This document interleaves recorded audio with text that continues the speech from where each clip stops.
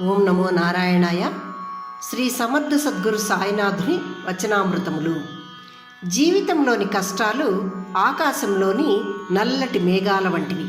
ఆకాశంలో ఎప్పుడైతే నల్లటి మబ్బులు ఉంటాయో అప్పుడు ఎప్పుడూ శాశ్వతంగా నీలంగా ప్రశాంతంగా ఉండే ఆకాశాన్ని ఆ నల్లటి మబ్బులు కప్పివేస్తాయి. ఈ నల్లటి మబ్బులు వర్షంగా కురిసిపోతే మళ్ళీ నిర్మల ప్రశాంత ఆకాశం మనకు కానవస్తుంది. ఆ విధంగా మన జీవితంలో కూడా కష్టాలు నల్లటి మబ్బుల వలె వచ్చి వర్షాల వలె కష్టాలను కురిపించి వెళ్ళిపోతూ ఉంటాయి. అప్పుడు మళ్ళీ మనకు ప్రశాంత జీవితం మన సొంతమవుతుంది అని సాయి చెప్తున్నారు. 26వ సూత్రము. మీ మనసును సంచారి వలె శరీరము, సంపద లేదా కుటుంబము అనే విషయాలపై తిరగనివ్వకండి. మీ కర్మలు ఏవైతే మీ కర్మలు ఉన్నాయో అవి మీరు చేసుకుంటూ మీ విశ్రాంతి సమయంలో మీ మనసును, బుద్ధిని నాపై వర్తింపజేయండి. నిశ్శబ్దతతో కూడిన మనస్సు ఆందోళన చెందక మీకు శాంతిని, ప్రశాంతతను ఒసగుతుంది అని చెప్తున్నారు సాయి. 27వ సూత్రము. మీ కలలో నా దర్శనం సకల శుభదాయకం. అది షిరిడీలో సాయిని దర్శించినంత శుభకరం. షిరిడీలో ద్వారకామాయిలో ఉన్న శాశ్వతమైన ధుని నా యొక్క పవిత్ర ఉనికికి చిహ్నం.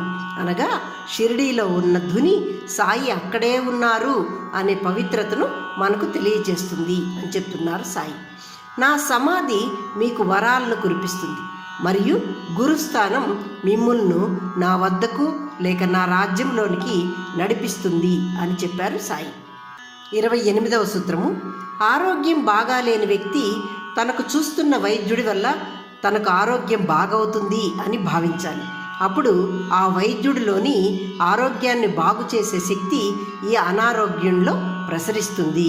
అలాగే మనం సమస్యల్లో ఉన్నప్పుడు ఎవరైనా గురువు ద్వారా సలహా పొందినప్పుడు ఆ గురువును నమ్మి నా సమస్యలు తీరుతాయి అని భావించాలి.